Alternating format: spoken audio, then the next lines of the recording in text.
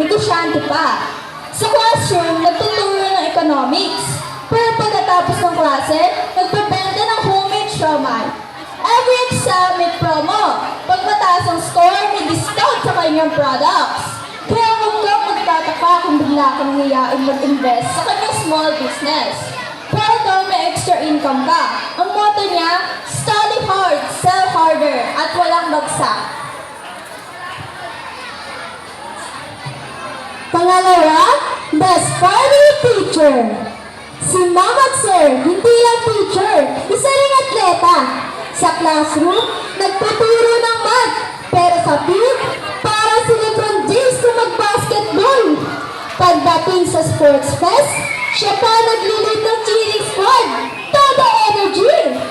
Kaya huwag kang magtataka kung bigla kang pag-joggingin bago mag-quiz.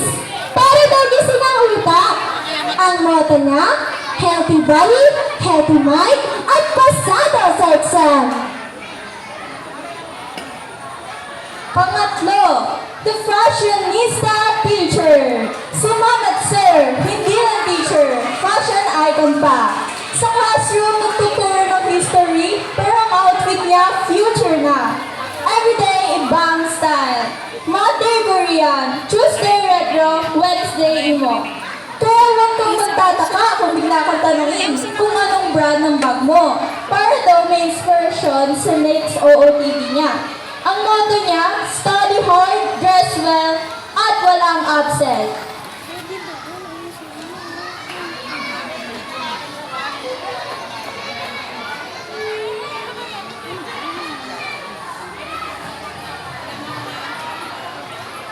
Four, the MNK teacher. Si Sir at Ma'am, yung teacher na parang galing sa MNK. Sa classroom, yung 17% yung storytime niya, tapos 30% yung lessons. Ganitong lidyahan ang baon niya. Noong araw, hindi ganito, ganyan. Kaya huwag kang nagtataka kung makikita mo siyang laging may talakpan niya at may baong istorya. Ang motto niya, deadline, stress. Pero tayo to. 5. The terror teacher. Si Ma'am at Sir, hindi lang teacher, pero teacher pa. Sa classroom, nagtuturo ng math, pero ang bawat tingin niya, parang equation na mahirap sagutin. Every recitation, ramdam mo ang pressure. Parang may countdown timer sa ulo mo. Kaya huwag kang magtataka kung bigla kang mag-review ng buong libro sa isang gabi para lang hindi ka masita. Ang motto niya, silence please, o kaya zero ka. And lastly, the campus teacher.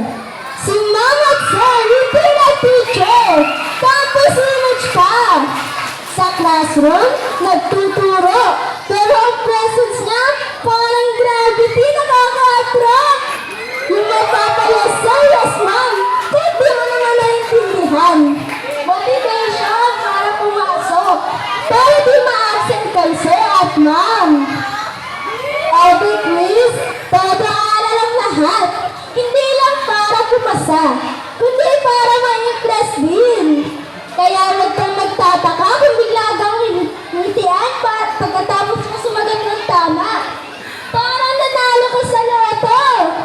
Ang motto niya, study smart, be kind, at laging present.